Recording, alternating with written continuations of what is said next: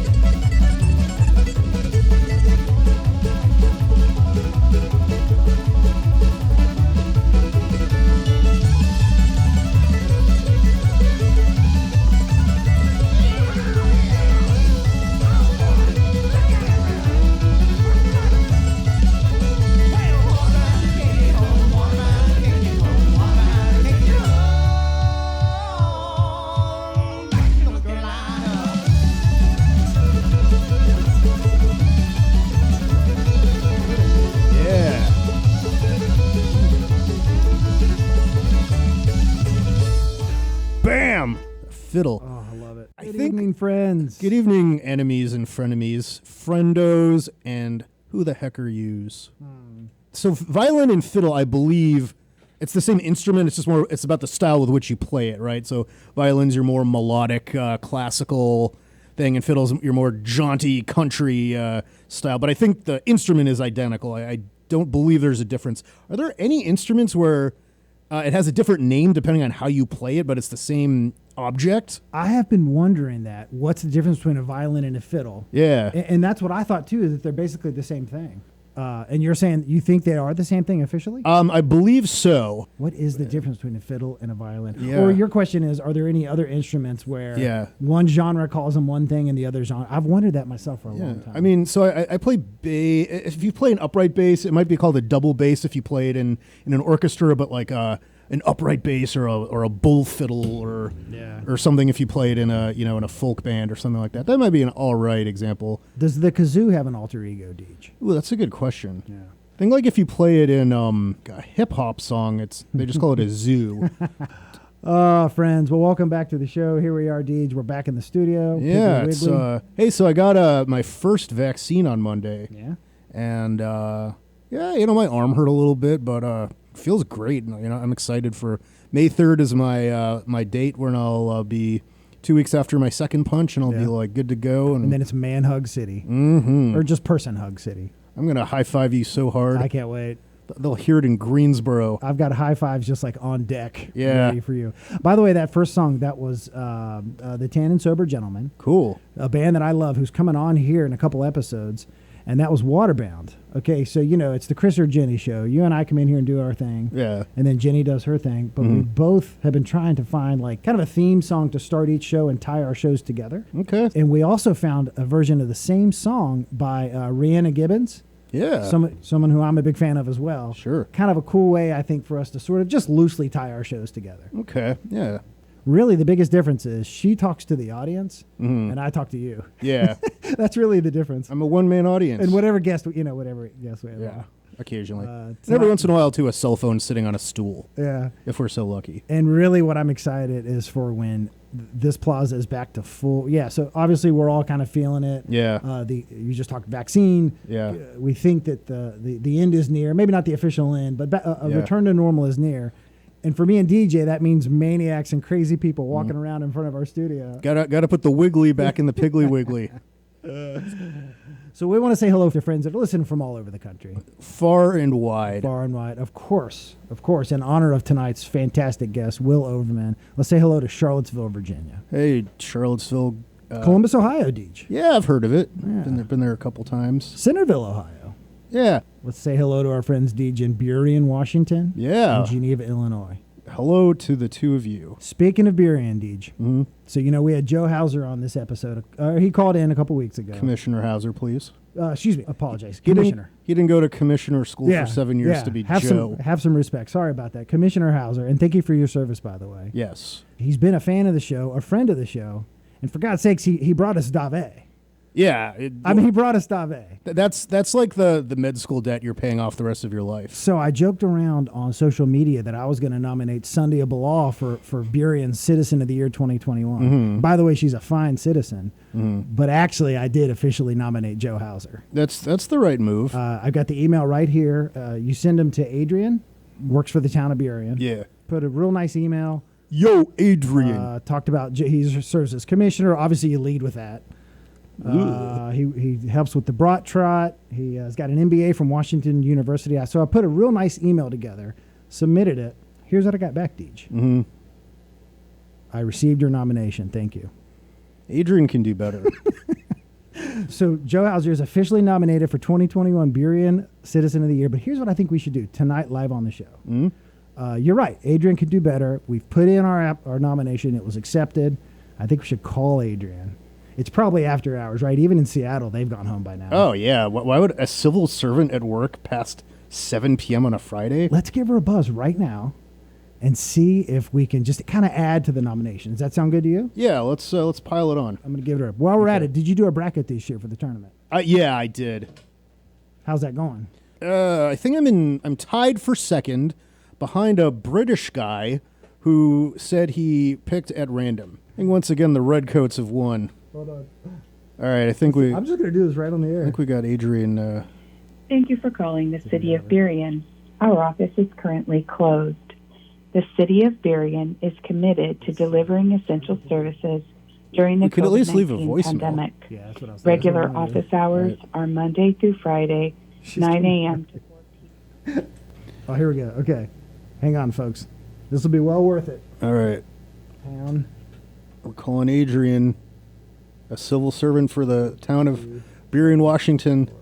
Population 6,000. No, it's a legit city, man. Yeah? Is it a city or a Eddie town? Vedder was like impressed. Yeah, okay. All right. Regale the audience. I'm going to try to call her again. All right, we're calling what's her title? Does it say in the suffix?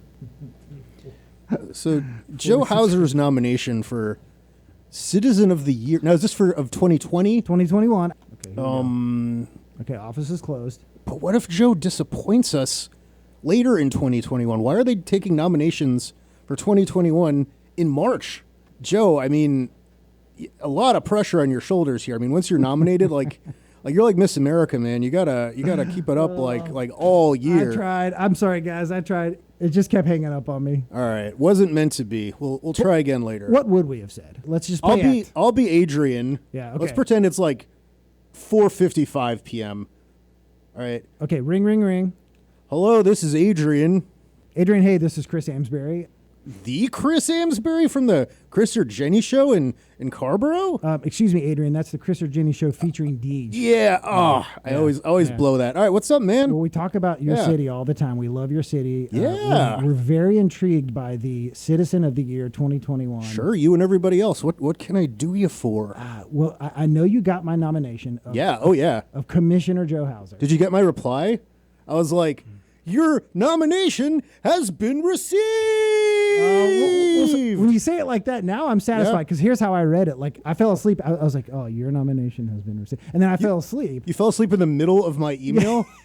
Did you not get the fervor with which I intended it to be read? I felt no fervor, so this phone call was well worth it. Hey, people laugh at the exclamation point, but I should have used an exclamation point. Yeah. My wife puts an exclamation point on every single sentence of an email. Like if she sends a 6-sentence email, there's 6 exclamation points. You know who really has it down is the Spanish-speaking people, because they put that little preview upside down exclamation point at the beginning to make sure you're excited the entire sentence. We have to wait till the end to find out and then retroactively apply that. Anyway, Chris, talking your ear off, what's up, man? I think my work is done here. I'm satisfied that you're excited about my nomination of Commissioner Joe's Hauser. Joe? Yeah. Hey, look, Joe's folder, not going to lie, chucked it in the recycling bin. You've seen better? It's still there. It's got some Red Bull stains on it, but I'm gonna take it and I'm gonna put it at the bottom of the pile so that it will receive consideration toward the end of the process. Maybe I should officially right now switch to the Sunday of Bilal ticket, which I planned all along, dude. No. Who is Deej? I am Adrian. Oh, excuse me. I'm just Adrian. I'm just used to talking to Deej on this show. Yes. I apologize. A common mistake. Okay, so Adrian, I want you to know we think you're doing a fine job. Hey, thanks. Great to hear. Thank you for your city service. Because I tell you what, when people say, "Hey, go to Seattle," I say, "Screw Seattle. Go to Burien, Washington, baby." That's what I say. That's our motto. Yeah. Eddie Vedder just texted me. He's like, "Man, I want to live in Burien." Adrian, thank you for taking my call. Yeah, hey, it's 5 o'clock, so I'm outie, right? And thank you for your service to the beautiful city of Burien. It's the weekend. It's Friday. Got to get down on Friday. What a bunch of nonsense. I'm excited about tonight's guest, Will Overman. Will Overman. I've been jamming on his music. I really love his sound. Yeah, good stuff. Seems like a good dude, but we'll find out for sure tonight. So he's a kind of a country folk singer-songwriter type, would you say? I'd say a little more folk than country, but let's just find out. Yeah, interesting. Yeah, let's talk about the difference. Let's have the audience decide. Okay. All right. Hang out.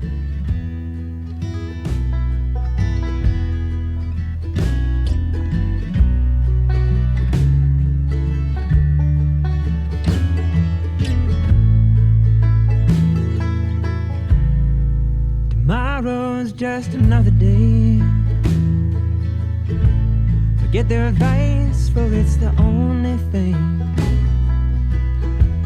we're supposed to do once. But you know, people, they'll say about anything. My suit is wool, your dress is white. We chose for the chose to lie. Can't plan for the heat, can't plan for the rain, but I plan to make you mine.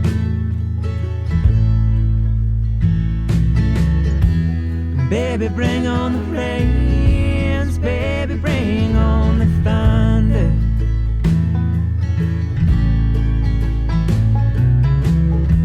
I'm gonna make you my wife, maybe one day a mother.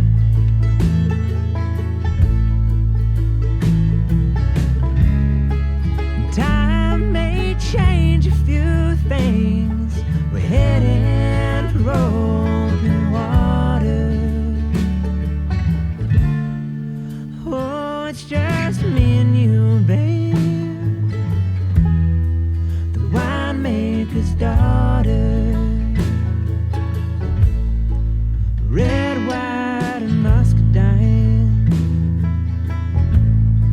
Your father's not a fan of mine, but all good things, they take some time. I will treat you like he treats his wine. Fine, fine wine.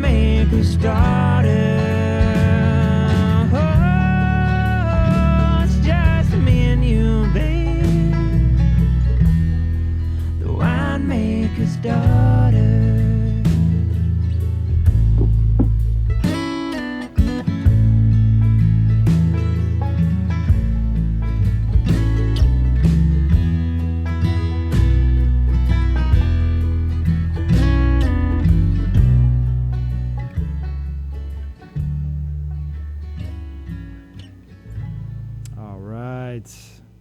Welcome, Will. Right on. So Will Overman is a country and or folk star. Kind of a, would you say a singer-songwriter, or how would you describe yourself and your music? Yeah, I mean, I think singer-songwriter allows the most room. I definitely say Americana a lot because I feel like that encompasses the folk and country genres. Yeah, gotcha. Americana. Welcome to the show, man. It's good to hear your voice. Yeah, it's great to be here. This is awesome. Yeah. Hey, sorry about your Wahoos, though. Let down in the tournament. I this know, year. man. Yeah. You know, of all the years, I was not a good fan. I didn't tune into basketball that much, so the loss didn't totally kill me like it normally would. But you know what, though? Because a lot of people are bagging on, so he's a big Virginia sports fan. Mm-hmm. The Wahoos, they call him, Deej. Yeah. And I tell you what, though, man, I'll take the national championship, which you guys won 2 years ago. Give me 5 first-round exits if I got one national champion. That's my opinion. I mean, they won. Oh, dude, totally. Yeah. And to know that was on the doorstep of the world shutting down, it like means, you know, all the more. It was the last awesome thing we all did together. Yeah, you know, I'm a UNC grad, so I'm a big Tar Heels fan, and you know, we've won bad year and then 4 good years, and we win a championship every 5 or 10 years or so. So you know, you don't have to win every year, but it's a good team to be a fan of, and they reward your loyalty. Yeah, they do. Roy will bring it back to you. Oh yeah, he will. We're probably about 3 miles from Roy Williams' house right now. from Deej. the Dean Dome. Yeah. Just right there. So, Will, what when you were a kid, what initially got you into Americana music over any other genre? What drew you to it? You know, I grew up in a music-loving household, Mm-hmm. and I have my dad to thank for much of my passion around music, and he got me into a lot of mountain music early on, a lot of traditional stuff from like Doc and Merle Watson, into like Phil Monroe, and like so very traditional. And then I kind of went from there and found my way to artists like the Avett Brothers, and I found groups like that like in my teens when I was just that age where you're obsessed with music, and the angstier the better, and you kind of latch onto something. And so via like traditional mountain music, I found my way into Americana with artists like the Avett Brothers and Mumford & Sons and that whole kind of explosion. So I got into it around then, and I've just been obsessed with it ever since. I mean, I've gotten interested in different types of offshoots, but my roots are always very much so in that Americana world. Tell you what, I've been digging on your music for a couple of weeks now, man. You got a great sound. I really enjoy it. So, thank you, man. Musically speaking, what is it that kind of makes up Americana? When I think about it, I think probably a banjo, probably a fiddle in there, acoustic guitar. Not, if there's an electric guitar, it's maybe kind of playing slide or kind of taking a back seat. The bass is kind of thumpy and just maybe doing a walk, just kind of there to support the band, but not very present. So what is it? Is it the instruments? Is it something about the theory of the music? The major minor chords? Is it the subject matter, kind of all of that? Kind of maybe talk about what is it that comprises the genre? The cool thing about this genre is that it can mean something different for every person who loves it. For me, I've always been drawn to the lyrical aspect of it and the substance. I think instrumentally, I've definitely kept that traditional instrumentation on a lot of my recordings with, acoustic guitar, one electric guitar, one bass, drums, and then maybe keys on a few tracks. On this past record I had keys on most of it, but I think the instrumentation can be more flexible in Americana than some people think. Yeah, there's some really cool stuff happening these days where just off the top of my head they're using like 808s and electronic drum beats with Americana, and I think that stuff's just so cool because I think as long as the substance is there, and Americana is essentially what it's called. It's American, it's rootsy, it's simple, it's of the people. And of the people can mean a whole lot of different things. Yeah. And you just put out an album, so The Winemaker's Daughter. We just heard that song. That's a great jam, by the way. Yeah, I loved it. No, thanks. Yeah, I've dug into it a little bit. I want to talk about it tonight. It's sort of a love letter to your wife kind of thing. Well, you could explain it obviously better than I could, but my biggest question, I know you've been working on it for years. Why launch it during a pandemic? Is it just kind of like, at this point, like, why not just get it out there? Or That's the $1 million question.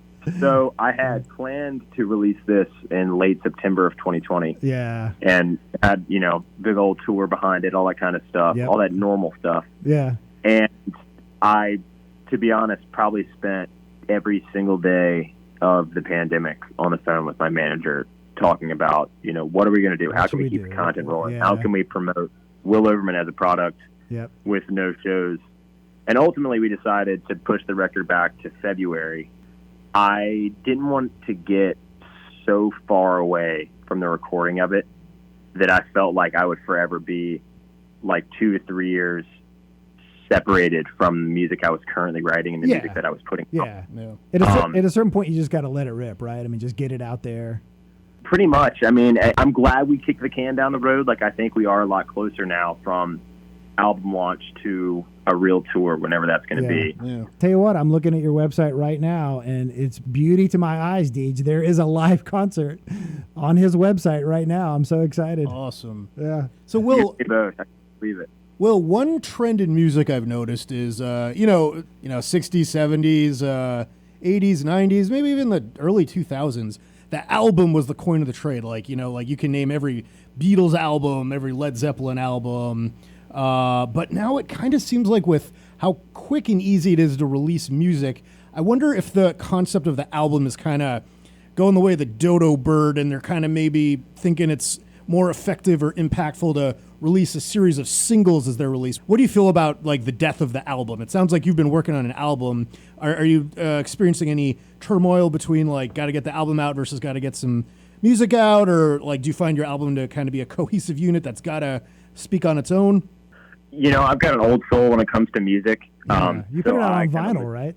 Yeah, I put it on vinyl, and I kind of live and die by the album format. That's not to say moving forward I'm not going to put out singles. Like, I definitely intend to do that between the next album. But I get the push for singles. I think it's very genre dependent. I think Americana, we still live in that album world. A lot of our content needs to come out with a lot of context, and this record was like that. These songs are so much more impactful when they're part of a narrative, because they are one giant narrative versus just being one at a time. And for me, it was really reassuring, because we are in such of a single dominated age that when I put this out, I wasn't sure how it would do, but I had so many folks reach out and they'd be like, "Oh, I love like track 6," and they kept telling me all these deep cuts, and I was like, "Oh my God, people are actually that's cool listening to this record from top to bottom," and that means the world. Well, I heard you call it a concept album, or as close to a concept album as you can be. Exactly. That's my quote. When's the last time? I love that. That is old school, man. Yeah, it's old school, and I'm happy about that. Yeah. So something we were wondering earlier, what's the difference between a violin and a fiddle, if any? Settle the age-old debate. What is the difference, Will, if anybody knows? I don't think there is one. I think it's just jargon. More about style, maybe? Fiddle's usually attached to, bluegrass, old-time music. Yeah. And then you've got violins used more in a classical connotation. Concerto. Okay, because no one would say I play the first fiddle for the Philadelphia Philharmonic. It's it's kind of a genre thing too. It's not just like they're synonyms. Yeah, that doesn't sound classy enough to be first in the Philly Philharmonic. This is gonna be weird. I love hearing fiddle. I hate hearing violin. Is that all in my head, guys? I mean, come on. No, I think stylistically the fiddle's probably playing types of music you enjoy more. Violins oftentimes very classical. Yeah, maybe the violins are kind of more, like a cog in the machine, whereas the fiddle's kind of the melodic lead. So like when you listen to the fiddle, you're like, yeah, that's a melody that I'm intended to follow as the lead instrument, whereas the violins is kind of like, you're playing 1/64th of the music, and when I listen to it alone, it's not really anything. It's just kind of like an ingredient in the cake. It's like eating flour versus eating a whole cake. I think you actually nailed it on the nose there, because the violin is the lead instrument, and in bluegrass belt and old time music, it acts like a mandolin where you're playing the offbeat. Like a mandolin, if you think of bluegrass music, you're either holding down the rhythm on the offbeat and you're chucking, or you're playing a solo for the most part. That's what a fiddle's doing too. So I think you nailed it. There you have it, Deej. I love nailing things. We're settling things. We're settling scores right here on the show. So I'm seeing one concert on your website, April 29th, Crozet, Virginia. Are you all thinking there's just more right around the corner? Are we really just on the cusp of getting back to live music, you think? I wish I had a definitive answer to that question. Nobody does, I know. It seems like we're seeing the light at the end of the tunnel, and things are changing every day on the booking front. It all depends on the band's comfort level. Yeah. I'm not doing indoor stuff right now, but I think as soon as that becomes not only safe, but it makes sense economically for venues, they don't have to have like 4 people in a 400 capacity room, I think that'll be the moment the floodgates really open. Yeah, I've seen tons of bands kind of doing their live online concerts, and it's like I miss going to concerts a lot. Yeah. I want to support the bands I like, but like I can't pay $20 to watch a video online. It's just like it's hard. Yeah, you're paying for the experience. You're paying to get your eardrums blasted out. You're paying to stand in the long bathroom line. You're paying for the $8 for terrible beer. You're paying for the whole Megillah. Yeah. Deej, you make it sound so appealing. It is so appealing. Totally agree. How many people do you envision taking on the road with you? 4 in the band?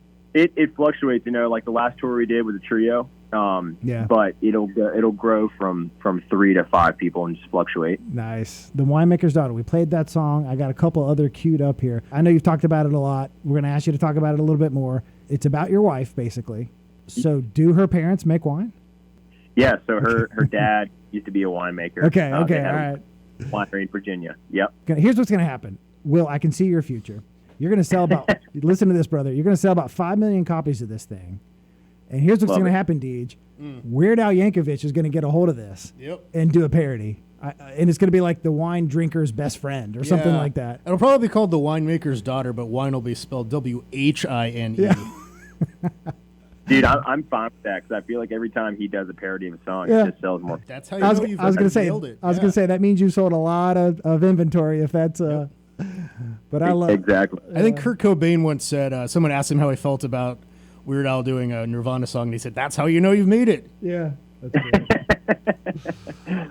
Oh, I love it. Will Overman, Deej. Here we go.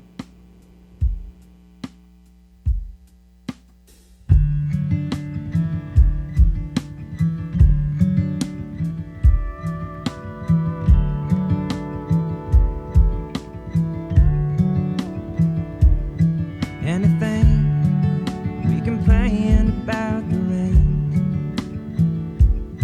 for a place we haven't stopped talking about since the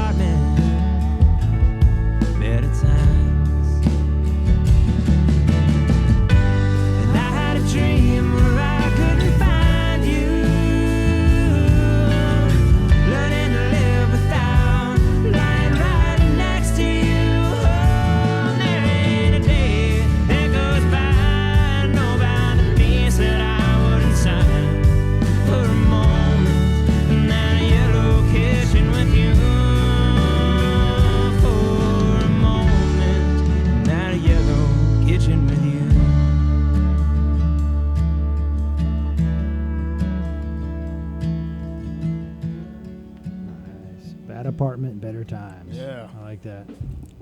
Thanks, guys. I wrote that about the apartment my wife and I were living in when we were finishing up college out here in Charlottesville, and it was actually not a bad apartment. I loved it very much, but it was quirky and kind of, classic apartment you live in when you're finishing up college. Yeah. So I figured it needs its own song. I thought you wrote it about my apartment that I lived in when I was 20. Hey, I think it was probably very similar.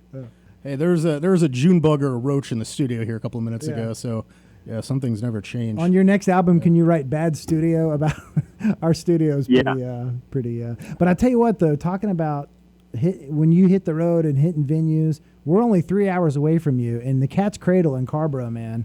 I know I talk about it on every episode, but you need to be playing there, Will. Well, I'm glad you brought it up. So I've played Cat's Cradle. It's one of the coolest venues I've ever played. And my wife and I actually lived in Carrboro for about 8 months. Get out of here.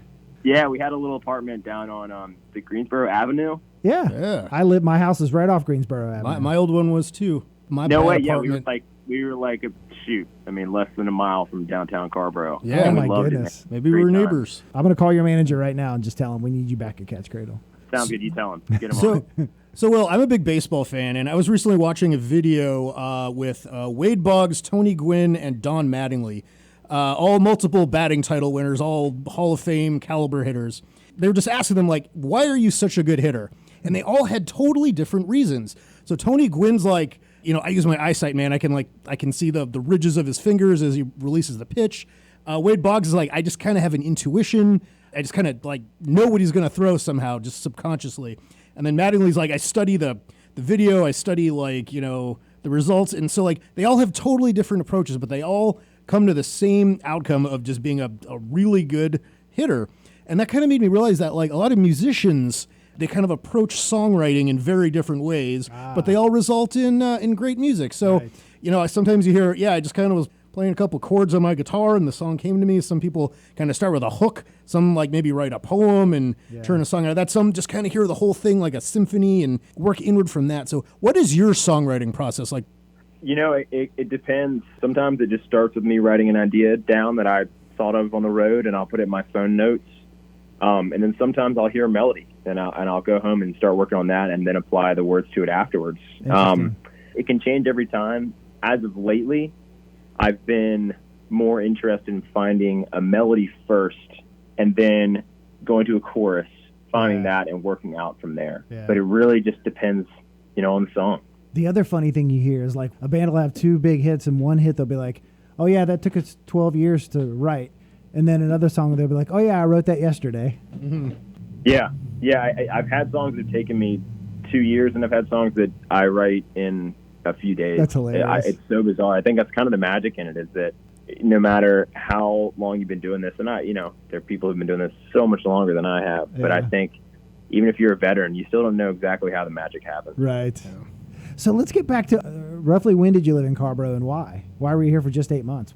Yeah. So we were down there for my wife's job. Okay. And this was in 2018, I believe. We moved down there. Not that long ago. I think in like August. Yeah. And we were down there for her job. And it was kind of a weird time for me. I was off the heels of my first band and kind of in this place with music where I was really burnt out and I wasn't sure if I wanted to continue pursuing it. So went down there for my wife's job.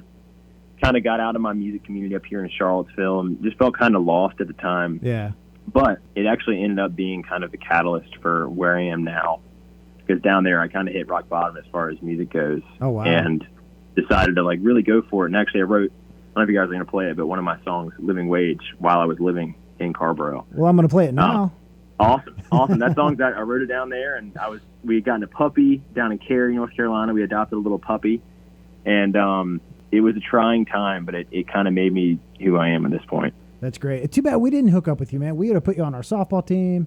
We didn't have a show in 2018, but... No. I'm terrible at softball. You'd fit right in. Will we? Yeah, exactly. I noticed on your social media there was a guy, Brian Wacker.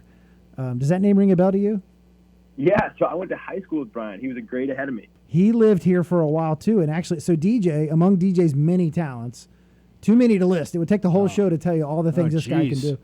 DJ manages our softball team here in Carrboro, and he's in sports. You always are constantly recruiting. And one of the many talented guys DJ brought to our team was Brian Wacker. Yeah, Wacker was our center fielder for a couple of years. Great, good ball player, nice guy. You know. Yeah. Well, I think he played in college at was it Dickinson or something? Yeah, exactly. Yeah. And you know the crazy thing is, he pitched, and in college, pitchers never bat. So Brian joins the team. He's like 25, hasn't touched a bat since he was probably in high school, 18. And he just gets up there and he just sucks dingers like it's nothing. I mean, it's nuts. Even like a D3 pitcher who doesn't ever bat is such a good athlete that he can come and just, dominate in rec league softball. And didn't he leave to go to med school or something? Yeah. He's in med school now, or he might have graduated by now. That was a couple of years ago. Does it make me a bad person that I tried to talk him out of going to med school so he would be on our softball team for longer? Is that bad? Makes you a great teammate, and no more, no less. Oh, man. Will, I love your original material, but I also heard a couple of cover songs that you've done. You've covered John Prine. You've covered the Eagles. Do you have a favorite band or musician or singer to cover? I don't have a specific musician that I love covering. I actually don't do that many covers because I just get so sidetracked by writing my own stuff. Yeah. But I will say I've been really digging covering stuff like that Eagles tune that I did, Please Come Home for Christmas, which is actually not theirs originally, but I've loved covering songs that have this kind of like R&B soul feel lately. It's just nice to get out of the Americana world a little bit. Yeah.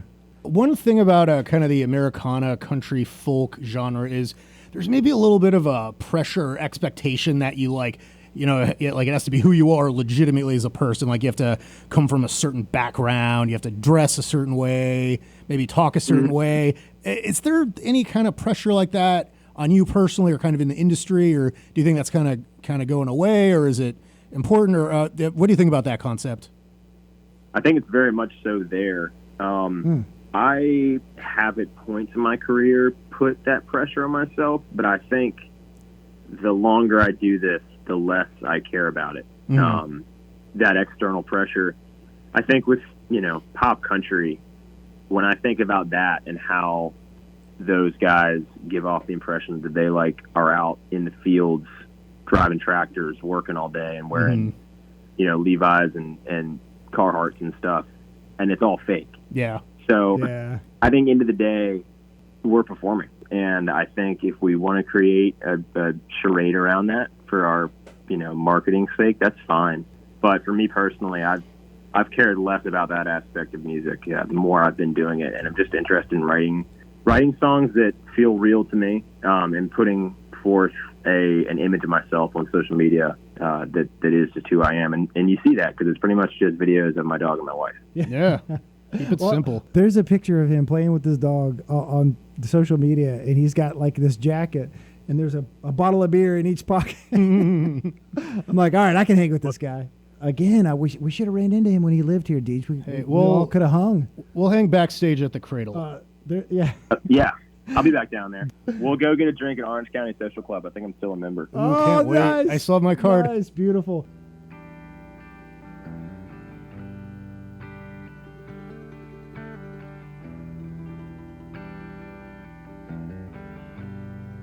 Waking up as she walks away, a promise is a lie without a plan. Left me with a dog and a cold cup of coffee made,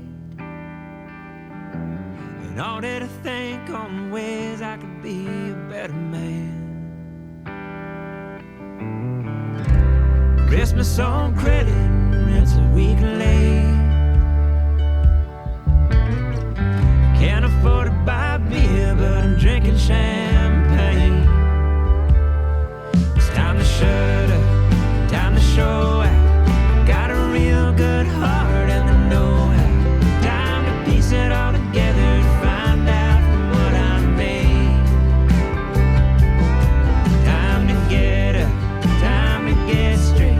Time to show that woman I mean what I say. I put a ring on her finger and I'm already halfway.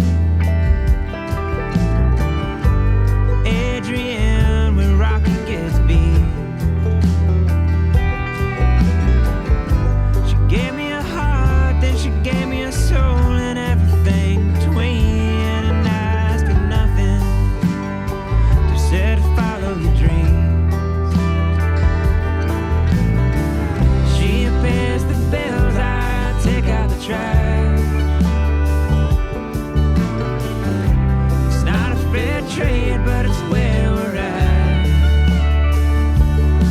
It's time to shut up, time to show out. I got a real good heart and I know how. Time to piece it all together and find out from what I made. Time to get up, time to get straight. Time to show that woman I mean what I say. I put a ring on her finger and I'm already halfway. If I could live on love, her smile would be my living way. Living on the road, my friend, to keep you free and clean. Sang Van Zandt with a needle in his vein. Gonna take my dreams in stride with the coming rains. Know what I'm looking for is so much greater than anything I could ever see.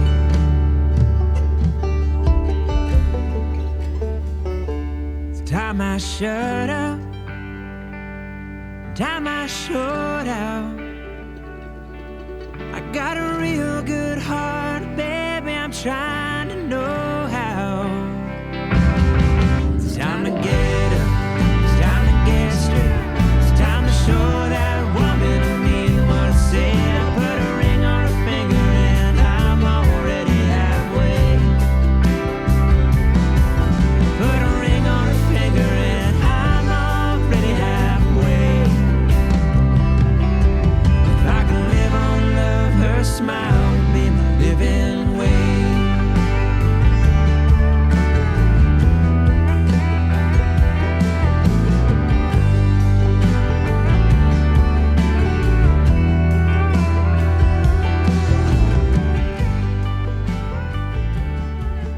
Written in Carrboro, North Carolina, ladies and gentlemen. Yeah.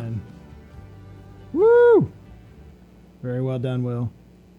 Thank you. That's the Carrboro original. Well, as we reach the end of our show here, can you tell us where people can find you online? Can you plug your social? Tell us about upcoming shows. Absolutely. So the best place to stay in touch with me is via Instagram if you want to see my day-to-day life. Like I said, I post a lot of videos of my dog and my wife. Instant telegram. If you want to keep up with tour dates, go to my website, willovermanmusic.com. I post those there. And side note, if you want to follow along a podcast I do, my manager/drummer and I do one called Deep Cuts and Coffee. Nice. And we talk to fellow musicians in our circles and just kind of talk music and strategy as far as working musicians go. That's awesome. Deep Cuts and Coffee. And it's a podcast? It is, yeah. About how long do they typically go? It depends. You know, Yeah. we're still getting our podcast form down, but they'll go from like 45 to an hour and a half. That's perfect, man. That's really cool. What are your Twitter and Instagram handles? Twitter is at Will Overman1. Instagram is just at Will Overman. And then as far as streaming goes, my music is available everywhere. So Spotify, Apple, Tidal, you name it, I'm on there. Gotcha. You're such a pro, Deej. Go check out Will wherever you can, wherever you subscribe. Where is Crozet, Virginia? Am I even saying it right? So it's actually Crozet. Oh, Yeah. I apologize, Your Majesty. bring your fiddle to Crozet. So Crozet is just west of Charlottesville. It's I kind of tucked figured. up against Okay. Hometown show. Okay, cool. And that's April 29th. Will, what's the best venue to play in Charlottesville? My favorite venue Yeah. is the Jefferson Theater. The Jefferson Theater. What's the cap? It's like 650 to 700. Old theater. It's beautiful. Oh, I love it. An old theater, 650 people. Yeah, that's exactly the show that I miss, man. Right? Just old theater shows. That's Yes. all I want to play Yes. ever. Yes, absolutely. And of course the Cat's Cradle. I mean, we're partial to the Cradle. Front room or back room? So actually, I played the front room and had no business playing there at the time. There were like 15 people there in that giant room. So here's the difference. A packed front room is exciting. The front room's Yeah. it's where you put your headliners. Yeah, that's the But that's the prize. But the reality is, and I know this is going to make me sound like an old fart, but I prefer the back room because the bathroom is cleaner. Oh, those bathrooms are great. Yeah. So funny story that I probably shouldn't tell by myself. but Please, these are the stories we want, Will. So I went and saw a couple shows at Cradle in high school, and I grew up in Virginia Beach, so it was like a 3.5 hour drive. And Nice. my buddy and I would just make the drive down there like a couple Fridays a year and just do it. And I think we saw Josh Ritter was one show, and then the other show we saw was a co-bill of Deer, Tick, and Dogs, which was unreal. Yeah. I got so drunk on little liter like water bottles full of vodka that I fell asleep on the bathroom floor in the bathroom. had to be escorted out. Oh as, my like, an goodness. 18-year-old. Was that back when they had the troughs? Oh, gross. Yep. Kids today will never know the trough. Yeah.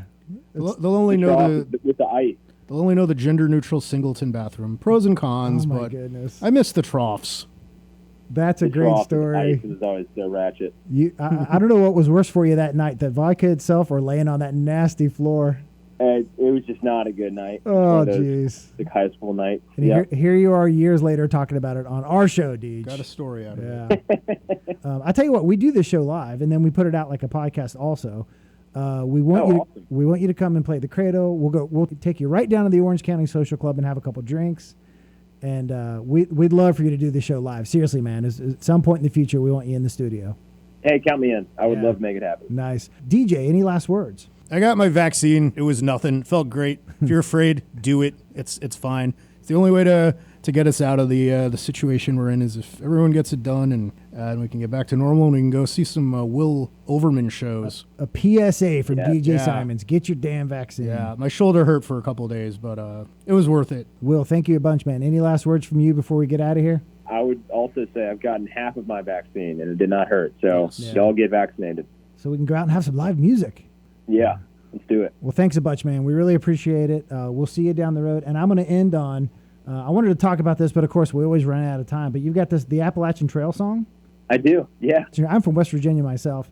Fascinated with the trail. So I'm going to go out on that if that's cool with everybody. That's great. Deep cut. Sounds good. We'll see you down the road, brother. Thanks a bunch. Thanks, guys. All right, take care, buddy. Be well. Not bad, huh, Deej? Yeah, good show. All right, brother. I'll see you down the road. You should ride me on the trail. I hope to God you're doing well. I unfold your letters in the rain, 'cause I know they'll take away the pain. Find the moon on a crisp, clean night, and you'll stare into your lover's eyes. Off the Big Dipper shines a northern star. I follow to where you are.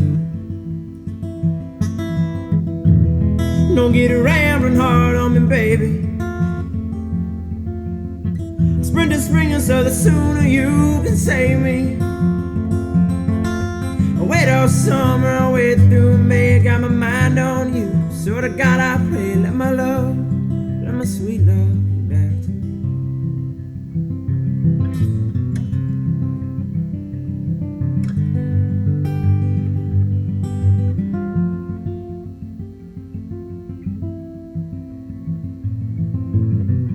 I beg the mountains, searching for a sign. Please give me back to mine. I keep your scarf in a Ziploc bag. Open it home to smell it once Don't get rambling hard on me, baby. Spring to spring, so the sooner you can save me. I wait all summer, I wait through May. Got my mind on you, so to God I pray. Let my love, let my sweet love come back to me.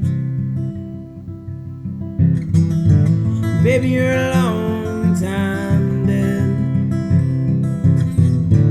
Baby, you're a long time dead. Baby, you're a long time dead. So won't you live with me while you can? I wait all summer, I wait through May. Got my mind on you, my sweet love back to me. I wait all summer all the way through May, got my mind on you.